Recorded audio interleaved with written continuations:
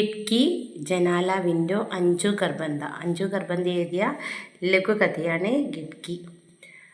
ഹോഷിയാർപൂർ സെ ഷാദി കാ ബുലാവായാത്ത. ഹോഷിയാർപൂർ എന്ന സ്ഥലത്ത് നിന്നും കല്യാണത്തിനുള്ള ക്ഷണം കിട്ടി. ട്രെയിൻ സെ ജാന തൈ ഹുവ. ട്രെയിനിൽ പോകാമെന്ന് തീരുമാനിച്ചു. സർദി ഹൽക്കി ഹൽക്കി ദസ്തക് തേനെ ലഗി തി. സർദി എന്ന് പറഞ്ഞാൽ തണുപ്പ് നേരിയ തോതിൽ അനുഭവപ്പെടാൻ തുടങ്ങി. ഇസ്ലിയെ സോച്ച, അതുകൊണ്ട് ചിന്തിച്ചു. ചലോ ഇസ് ബാർ എസിക്ക് ബജായ്, എസിക്ക് പകരം ജനറൽ കോച്ച് മേ സഫർ കാ ആനന്ദ് ലിയാ ജായ്.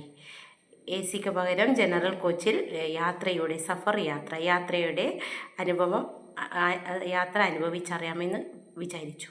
പഹലെ ബീബി വച്ചെ ജനറൽ സെ ജാനെ പർ കുച്ച് നാരാസ് ഹുയെ. ആദ്യം ഭാര്യയും മക്കളും ജനറൽ പോകുന്നതിന് ദേഷ്യപ്പെട്ടു. ഫർ തോടീന നുക്കുർക്കെ ബാദ് മാൻഗെ.